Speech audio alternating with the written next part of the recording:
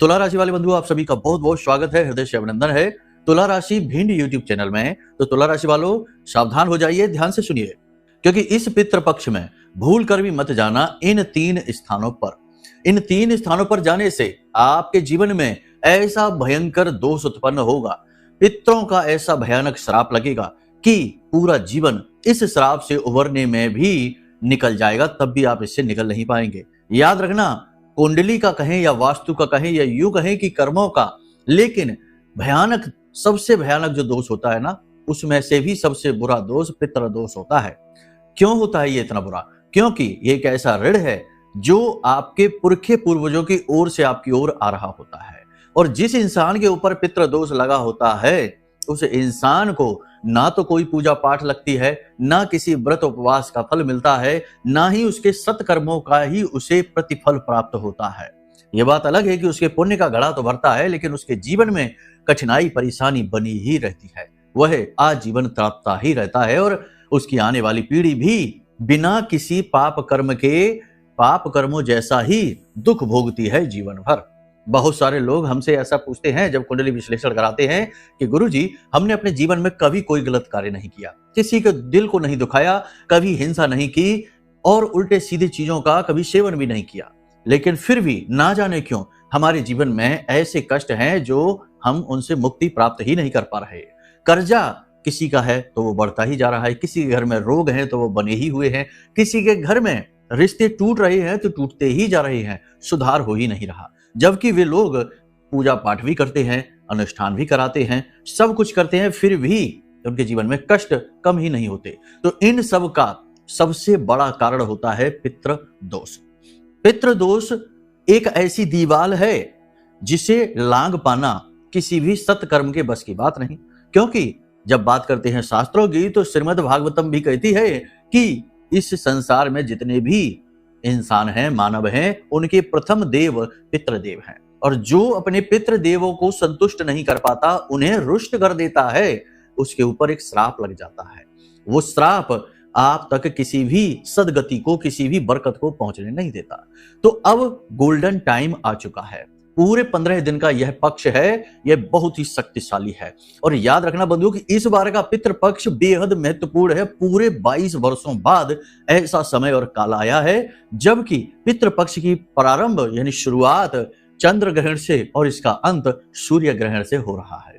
राहु इस पितृ पक्ष में अति प्रबल है, इन सबका कनेक्शन पितरों से है। कैसे है हम सब कुछ आपको बताएंगे। गुरु अतिचारी चल रहे हैं, शनि बकरी चल रहे हैं, और सबसे बड़ी बात कि सूर्य बुध केतु एक ही राशि में गोचर कर रहे हैं। इन सब का पितरों से संबंध है, पितरों से नाता है।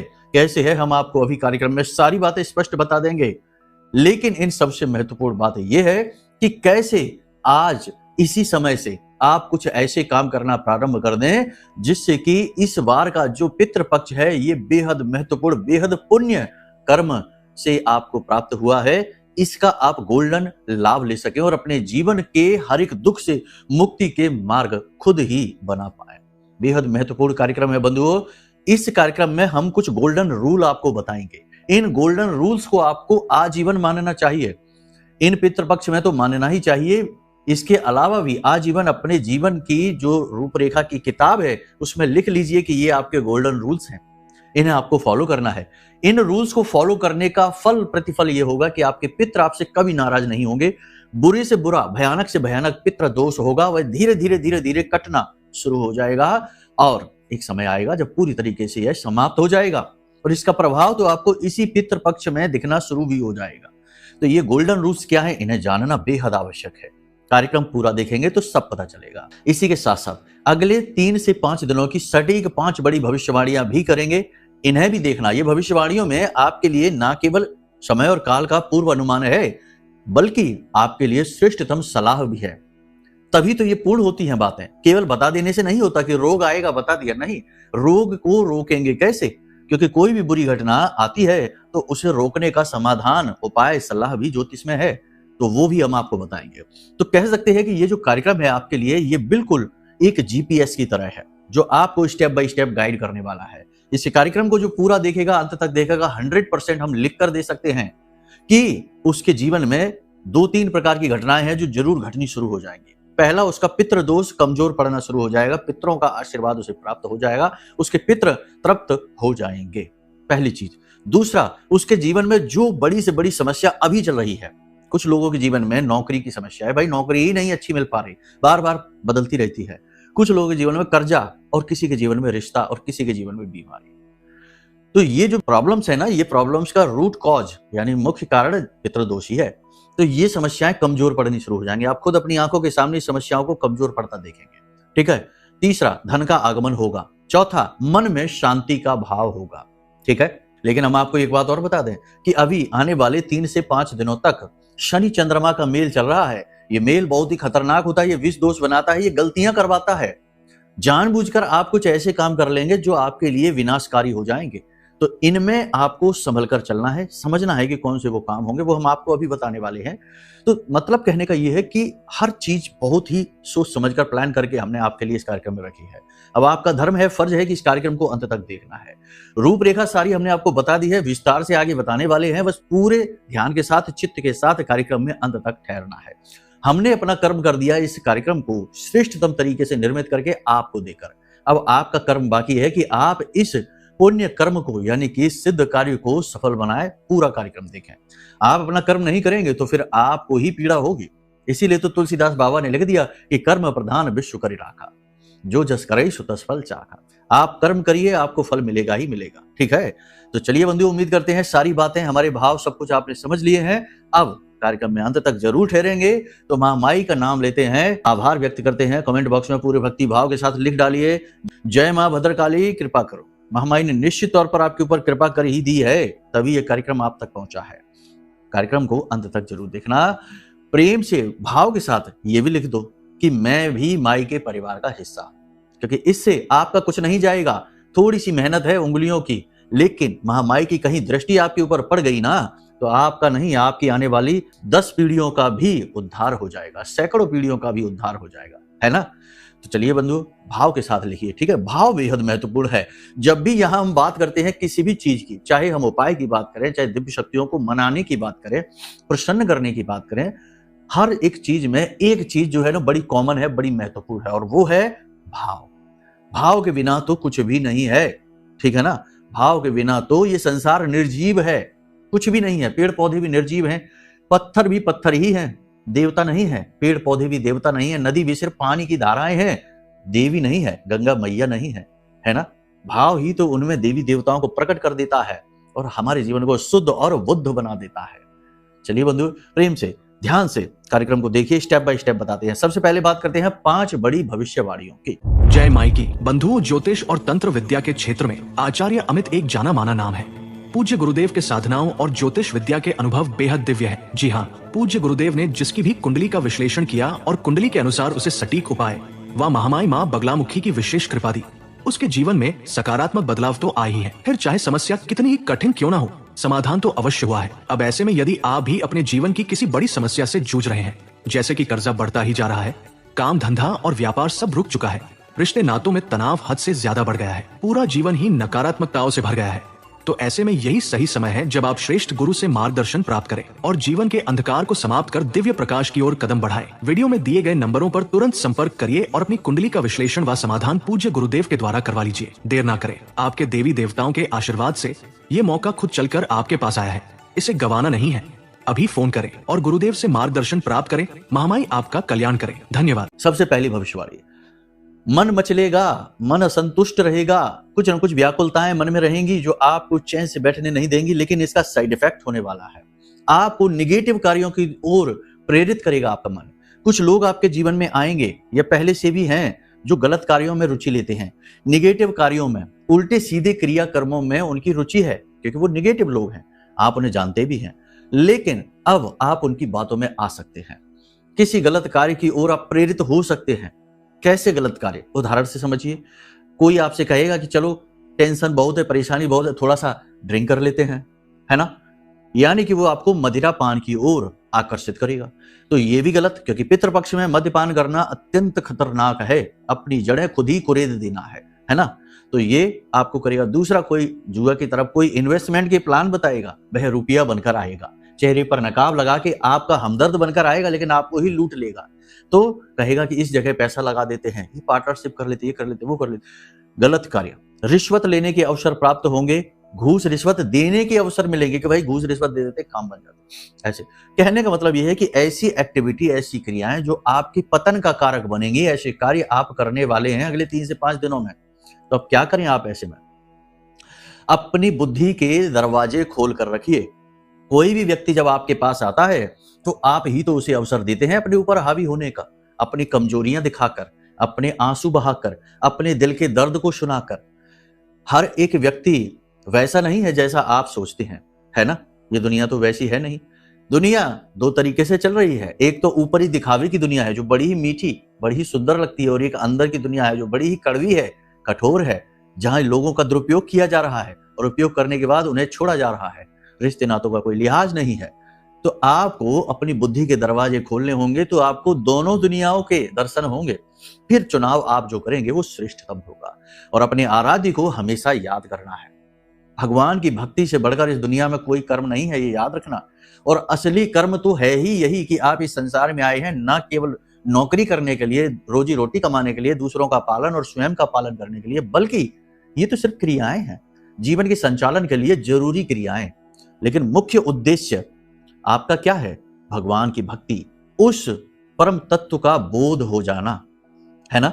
जैसे कि महासागर में से जल की एक बूंद हवा में उठी और भूल गई कि वो किस तत्व से निर्मित है, अपने आप में आ गई, अपने अहम में आ गई कि मैं तो जल की बूंद हूं, मैं तो अपने आप में हूं, मैं कुछ करने हैं, कुछ खाने हैं, कुछ पीने हैं, कुछ नौकरी है, कुछ व्यवसाय है, ये सब भूल गई।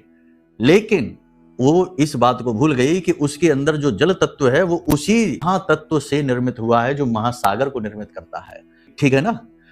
जिसको भी ये भाव रहता है कि उसके अंदर वही महातत्व विद्यमान है, समझ रहे हैं आप हमारी बात को? भाव के साथ बता रहे हैं। जब संसार से जाएंगे तो उसी तत्व में विलीन हो जाएंगे और वह महाशांति होगी, पुनः घर आगमन जैसा, है ना? तो यहाँ पर जो इतनी व्याकुलताएं दिख रही है ना, ये सिर्फ और सिर्फ हमारी बुद्धि का भ्रम है।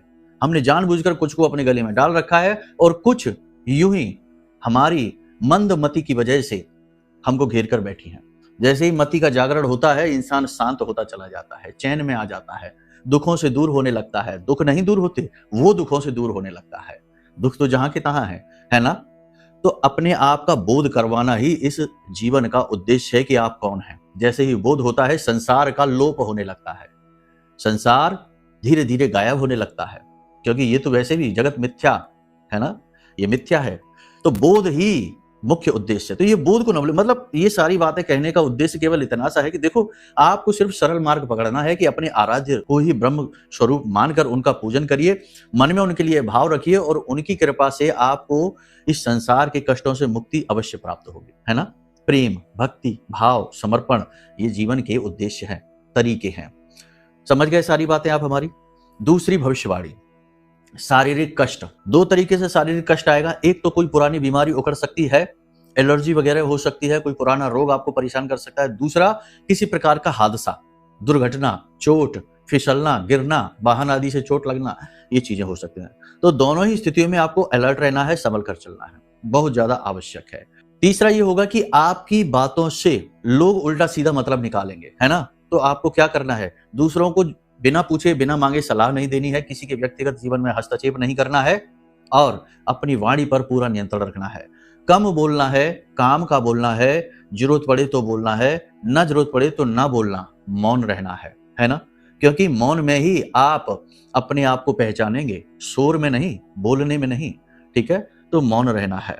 और सबसे महत्वपूर्ण बात, देखो, एक तरफ तो जहां मन में व्याकुलताएं हैं, वहां कहीं ना कहीं मन में धर्म भी जागेगा, भगवान की भक्ति, भगवान के उपाय, पूजा पाठ क्रियाएं करने का मन करेगा और आप वो करेंगे भी। ठीक है? तो ये अच्छी बातें हैं। किसी प्रकार की डील आप साइन कर सकते हैं, कोई दस्तावेज साइन कर सकते हैं, किसी डॉक्यूमेंट को साइन कर सकते हैं, लेकिन इनमें लापरवाही आपको नहीं करनी है। किसी व्यक्ति पर भरोसा नहीं करना है, किसी के भरोसे में आकर गलत जगह पर साइन सिग्नेचर नहीं कर देने हैं। कोई भी डील यदि आप साइन करते हैं तो बड़े ही अलर्ट रहें। ठीक है? कानूनी जो मामले हैं उनमें भी सावधानी रखें, घूस रिश्वत देने के चक्कर में न पड़ जाएं। ठीक है? सोच समझकर आगे बढ़ें। कानूनी मामलों में की गई लापरवाही आपको बड़ी कीमत चुकानी पड़ेगी। ठीक है ना? भाग दौड़ आने वाले 3 से 5 दिनों में आपकी बहुत अधिक रहेगी। इस दौरान आपको चोट लग सकती है, छोटी मोटी दुर्घटना हो सकती है, कुछ हादसे वगैरह भी हो सकते हैं। ठीक है, नेगेटिव लोगों से आपको दूर रहना है, अपने आप में ही खुद को प्रसन्न करने की कोशिश करना है, दुनिया से उम्मीदें नहीं करनी है। किसी को आपकी नहीं पड़ी है, आप किसी को अपना बनाकर हमदर्द समझकर उसे अपनी समस्या बताएंगे, दुख दर्द तकलीफ बताने की कोशिश करेंगे। लोग सामने तो आपको हिम्मत बताएंगे, लेकिन पीठ के पीछे आपका मजाक उड़ाएंगे, आपके बारे में अनाप शनाप बातें करेंगे।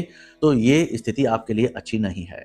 याद रखना कि ये समय और काल जो है ना, ये विश्वसनीय लोगों से धोखा खाने का है। तो सबके लिए मन में शंकाएं रखिए। हम ये नहीं कह रहे कि किसी से बात ही ना करिए, इस दुनिया से कट जाइए, एकांत में कहीं खो जाइए, नहीं, ये हम नहीं कह रहे हैं। हम ये कह रहे हैं कि आप सबके साथ रहिए, लेकिन सब पर दृष्टि बनाकर रखिए। कौन किस भाव के साथ आपसे जुड़ा है, कोई किसी बात को बता रहा है तो इसके पीछे किसका फायदा अधिक है, आपका कि उसका। अलर्ट रहना है, कुल मिलाकर कहने की बात यह है। बड़े निवेश इस समय और काल पर आपको नहीं करने हैं। किसी विशेष स्थान से धन लाभ हो सकता है, ये स्थिति अच्छी है। अपने क्रोध को आपको नियंत्रण में रखना है। आपके मन को कोई नहीं समझेगा, बस ऊपर के व्यवहार को देखकर लोग निर्णय ले लेंगे और आपके खिलाफ उल्टी सीधी बातें करेंगे जो आपको अच्छी नहीं लगेगी। ठीक है ना, आपके अपने ही आपके बारे में ऐसी बातें बोलेंगे जिनको सुनकर आपको दुख होगा, ये बातें भी आपको अच्छी नहीं लगेंगी। हालांकि कहीं ना कहीं से आपको सपोर्ट भी मिलेगा, ऐसे लोगों से, ऐसे व्यक्तियों से आपको सपोर्ट समर्थन मिलेगा जिनसे आपकी उम्मीद ही नहीं थी। किसी अनजान व्यक्ति के आपके जीवन में आने और उसे आपको सपोर्ट करने से आपको बहुत अच्छा महसूस होगा। नए मित्र, नए प्रेम संबंधों की इस सप्ताह में संभावनाएं हैं, लेकिन प्रेम संबंधों में थोड़ा सा अलर्ट रहने की जरूरत है। कहीं ये कोई धोखा ना हो या आपकी चारित्रिक हनन की व्यवस्था न बन गई हो, क्योंकि राहु अति प्रबल है, वो ऐसी गतिविधियों में आपको फंसाएगा। तो थोड़ा सोच समझकर इस मार्ग पर आपको चलना है। ठीक है, बाकी आपकी सद्बुद्धि ही आपको बचाएगी। आपको बस भगवान से ये प्रार्थना करनी है कि हे भगवान, आप हमेशा हमारे साथ रहिए और हमारी बुद्धि का मार्गदर्शन करते रहिए। ठीक है ना, यहां तक सारी बातें ठीक है। कुल मिलाकर 3 तरीके की भविष्यवाणियां निकल कर आ रही हैं। पहली ये कि धोखे से बचना है, यानी बहुत ज्यादा अलर्ट रहना है। दूसरा ये कि कोई बड़ा निवेश नहीं करना है। तीसरा ये कि अपने आप का, अपनी सेहत का बहुत ख्याल रखना है। मनमुटाव लोगों से होंगे तो हो जाने दो, समय आने पर अपने आप ठीक हो जाएंगे। आपको जरूर से ज्यादा प्रयास किसी भी रिश्ते को सुधारने के लिए नहीं करना है। समय आने पर रिश्ते अपने आप सुधरने लगेंगे। आपके द्वारा किए गए अति प्रयास रिश्तों को और ज्यादा बिगाड़ कर रख देंगे। ठीक है ना, यहां तक आपने सारी बात समझ ली। अब बात करते हैं गोल्डन रूल्स की, जिससे कि इस पितृपक्ष में आपका भाग्योदय होना शुरू हो जाएगा। फिर बताएंगे उन 3 स्थानों के बारे में और अंत में एक महा उपाय।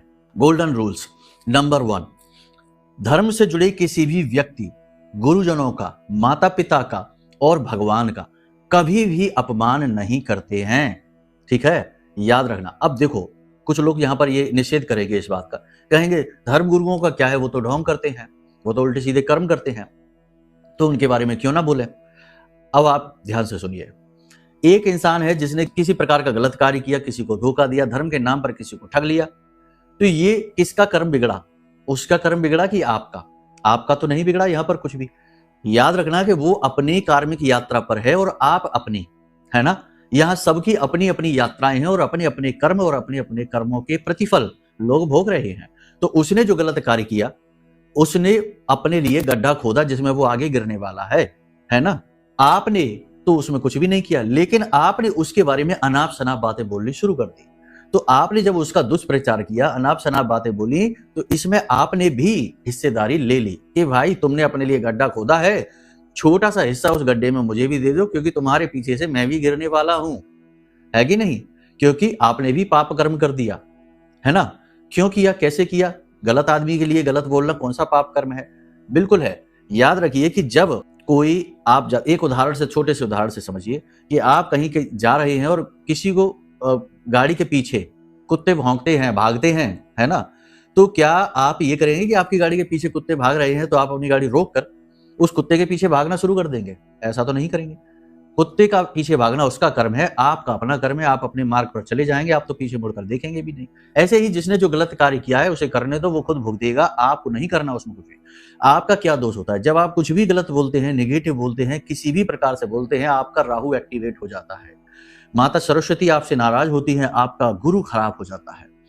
गुरु के साथ साथ बुध और शुक्र भी खराब होता है। आप ये देखेंगे, इसका प्रमाण दे देते हैं, शंकाएं नहीं, प्रमाण। ठीक है, तो प्रमाण ये है कि आप अपने आसपास कुछ लोगों को देखिए जो हर वक्त चीजों के बारे में गलत बोलते रहते हैं।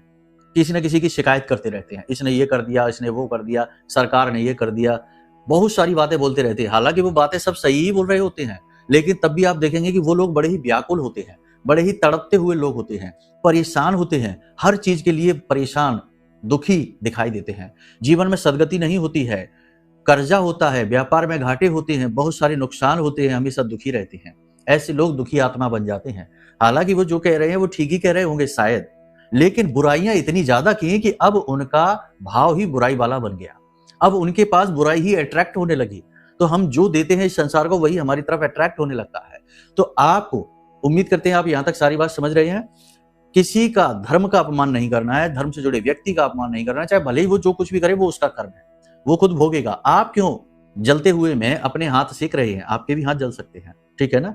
तो ये हो गया। इसी के साथ माता पिता का, देखो कोई बहुत सारे लोग ऐसे होते हैं इस संसार में, हम तो कुंडलियां करते रहते तो सुनते हैं, गुरुजी हमारे पिता ने ही हमारे साथ बड़ा अन्याय किया, हमारी माँ ने ही हमारे साथ बड़ा अन्याय किया। देखो माता पिता यदि अन्याय भी करते हैं तब भी आपको यह अधिकार नहीं मिल जाता कि आप उनकी बुराइयां करें, आप उनके लिए गलत बोलें।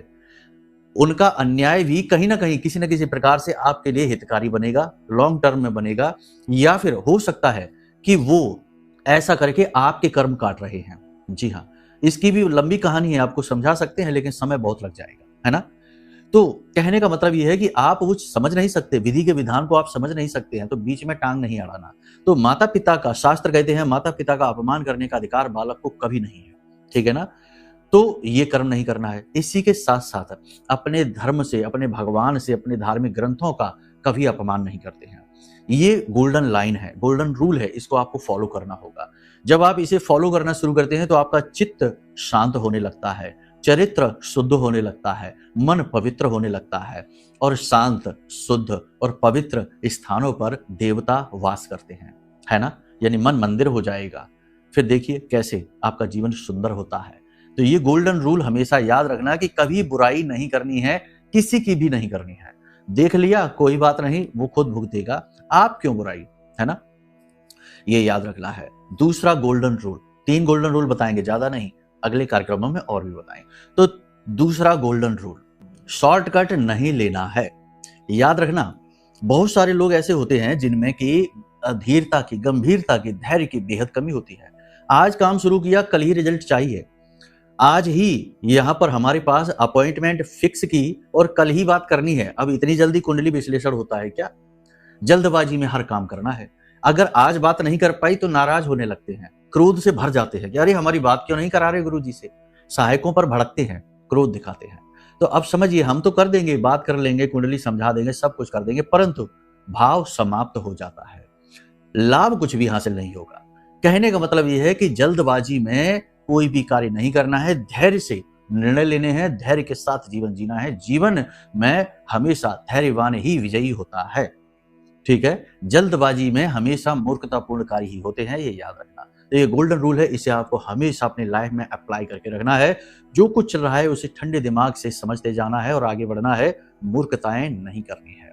तीसरा गोल्डन रूल, हमेशा अपने जीवन में जो भी भगवान के प्रति आपकी आस्था है, विश्वास है, नहीं है तो पैदा करो। इसी के लिए संसार में आए हो, केवल भोगने के लिए नहीं, ठीक है।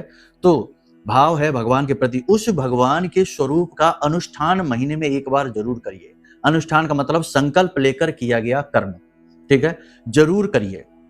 भोलेनाथ की भक्ति करते हैं तो उनका पंचाक्षरी मंत्र का 11 दिन का, 7 दिन का एक अनुष्ठान जरूर किया करो, जिस भी दैवी शक्ति का। इसके बारे में विशेष जानना है तो नंबर दिए गए हैं, इन पर फोन कर लेना, सब कुछ बता दें, ठीक है ना। इसी के साथ साथ सबसे महत्वपूर्ण बात यह है कि जिस भगवान के प्रति मन में भाव है, उसके प्रति मन में कुभाव कभी नहीं लाना। हम देखते हैं बहुत सारे लोग भोले बाबा को जल समर्पित करते हैं और फिर कुछ दिन के लिए रुष्ट हो जाते हैं, कहते हम नहीं जाएंगे मंदिर, मंदिर जाने से क्या फायदा हो, इतना जल चढ़ाया लेकिन हमारी तो नौकरी ही नहीं लग रही है। अरे नौकरी नहीं लग रही वो एक अलग बात है, लेकिन आप ये क्यों कर रहे हैं? ऐसा करके तो आप अपने लिए और भी ज्यादा खतरनाक कार्य कर रहे हैं, अपने आप को और पाप कर्म में ढकेल रहे हैं। इससे तो अच्छा कि आपने शुरू ही ना किया होता। तो ऐसा नहीं, ठीक है ना। जिसके लिए भाव है उसके लिए कुभाव कभी नहीं लेकर आते हैं। तो इन गोल्डन रूल्स को आप मानकर चलिए, आपका जीवन बड़ा ही पवित्र हो जाएगा और पितरों का आपको आशीर्वाद मिलना शुरू हो जाएगा, ठीक है ना। अब बात करते हैं 3 स्थानों की। तो 3 स्थान भी इन्हीं से जुड़े हुए हैं। देखो, इस पितृपक्ष में आपको 3 स्थानों पर नहीं जाना है। पहला कि जहां जुआ, शराब, सट्टेबाजी, वेश्यावृत्ति, मांसाहार, व्यभिचार ऐसा हो रहा है या इनकी बातें हो रही हैं, ऐसे स्थान पर आपको नहीं जाना है, भूल कर भी नहीं जाना है, वरना आपको भी दोष लग जाएगा। दूसरा, किसी ऐसे स्थान पर नहीं जाना है जहां ये सारी चीजों का विकरण होता है, व्यवसायीकरण होता है, वहां पर भी आपको नहीं जाना है, वरना आपको दोष लगेगा। तीसरा, किसी ऐसे स्थान पर नहीं जाना है जहां पर की गंदगी रहती है, यानी बहुत ज्यादा गंदी वाले स्थान पर होते हैं ना, जैसे कोई नाला वगैरह है, कोई भी गंदगी स्थान है, ऐसे स्थानों पर नहीं जाना है, वरना ये स्थान जो है ना, देखो इस समय और काल पर जब पितृपक्ष होता है तो दैवीय शक्तियां और पैशाचिक शक्तियां, प्रेतीय शक्तियां भी जागृत हो जाती हैं और ऐसे स्थानों पर उनका वास होता है। यदि आप ऐसे स्थानों पर चले जाते हैं जहां गंदगी बहुत रहती है, सुनसान इलाके होते हैं, कोई बड़ा वृक्ष होता है जैसे नीम, कीकर, बबूल, बरगद या पीपल के वृक्ष के नीचे जो एकांत सुनसान इलाकों में होते हैं, वहां चले जाते हैं तो वहां से पिशाची शक्तियां आपके पीछे पड़ सकती हैं, आपको घेर सकती हैं और आपके ऊपर आजीवन के लिए वास कर सकती हैं, तो आपका विनाश हो जाएगा। तो ऐसे स्थानों पर भी आपको नहीं जाना है। एक सबसे महत्वपूर्ण बात है कि प्रतिदिन पूरे पितृपक्ष आपको इतना करना है कि स्नान आदि करने के बाद सूर्य देवता को अर्घ्य अवश्य देना है। इसी के साथ साथ 1 लोटा जल पितरों को भी देना है। ठीक है, तांबे का, पीतल का लोटा आप ले लेना और उस लोटे में जल भर के थोड़े से काले तिल, थोड़ा सा गुड़ और 1 लाल रंग का पुष्प आप डालकर और पितृ देवताओं के नाम से उसे तर्पण देना है। पितरों को तर्पण देते समय, जल देते समय आप इस मंत्र का भी जाप करना, तो बहुत जल्दी पितृ प्रसन्न होते हैं, पितृदोष समाप्त होना शुरू हो जाता है। इसे पितृ गायत्री मंत्र कहते हैं। मंत्र को जरा ध्यान से सुनिए। ओम पितृगणाय विद्महे जगत धारिणी धीमहि तन्नो पित्रो प्रचोदयात्। इस मंत्र का आपको उच्चारण करना है। मंत्र आपको मोबाइल की स्क्रीन पर भी दिख रहा है। इस मंत्र का उच्चारण करते हुए जल पितरों को समर्पित करें। आपके पितृ तृप्त होंगे, संतुष्ट होंगे, आपको आशीर्वाद देंगे। उम्मीद करते हैं सारी बातें आपने समझ ली हैं। आगे आने वाले कार्यक्रमों में और भी महत्वपूर्ण बातें होंगी। ध्यान से प्रतिदिन कार्यक्रमों को देखा करिए। जिन लोगों ने भी लगातार 1 महीने हमारे कार्यक्रमों को देख लिया है, 100% उनके जीवन में सदगति आई है, दैवीय कृपा आई है। अब एक और खास बात की, यदि आपको अपने जीवन में महामाई की कृपा चाहिए, क्योंकि कहां से किस प्रकार की नेगेटिविटी आई है और कैसे वह मिटेगी और कैसे पितरों का प्रेम और आशीर्वाद प्राप्त होगा, इन सब के लिए एकमात्र क्रिया है कि आप 10 महाविद्या को अपने जीवन में धारण करें। इनमें से 8वीं महाविद्या ब्रह्मास्त्र विद्या मां बगलामुखी का विशेष महारक्षा कवच है, जो हमने आपके लिए निर्मित किया है। इस महारक्षा कवच को इस पितृपक्ष में जो धारण कर लेगा, उसके भयानक से भयानक रोग दोष दूर हो जाएंगे और भयंकर से भयंकर पितृ दोष भी उसका शांत होगा। ये रक्षा कवच केवल और केवल आपके लिए हमने बनाया है, आपके जीवन की नेगेटिविटी को दूर करने के लिए। तो याद रखना कि इसकी बहुत लिमिटेड पीस बने हैं, समाप्त होने वाले हैं। जल्दी से जल्दी इसे ऑर्डर कर लें, बुक कर लें, अपने घर में मंगा लें और इस पितृपक्ष में इसे धारण करके अपने जीवन को धन्य बनाएं, पितरों को भी प्रसन्न करें और खुद भी प्रसन्नता पूर्वक जीवन को जिएं। सारी बातों को आपने समझ लिया है। निर्णय आपका है, क्या करना है, कैसे करना है, फिर जीवन भी आपको वही देगा जो आपने निर्णय लिए। ठीक है, कार्यक्रम को यही विराम देते हैं। हमेशा हंसते रहिए, मुस्कुराते रहिए, सकारात्मक रहिए। महामाई पर अपनी आस्था और विश्वास बनाकर रखिए, क्योंकि आपका उद्धार तो वहीं से होना है। प्रेम से बोलिए जय माई की, जय मां बगलामुखी। हमारे प्रिय और परम पूज्य आचार्य जी ने अपनी साधनाओं के अनुभवों पर आधारित शक्तिशाली उपाय और क्रियाओं के माध्यम से हजारों लोगों के जीवन को पूरी तरह से बदला है। आचार्य जी के द्वारा बताया गया हर एक उपाय इतना सटीक और कारगर होता है कि जो भी इसे पूरे भाव के साथ कर लेता है, उसे साक्षात महामाई की कृपा और आशीर्वाद प्राप्त हो जाती है। इसलिए निसंकोच इन उपायों को पूरे भाव के साथ करिए, आपका कल्याण होगा। जय माई की।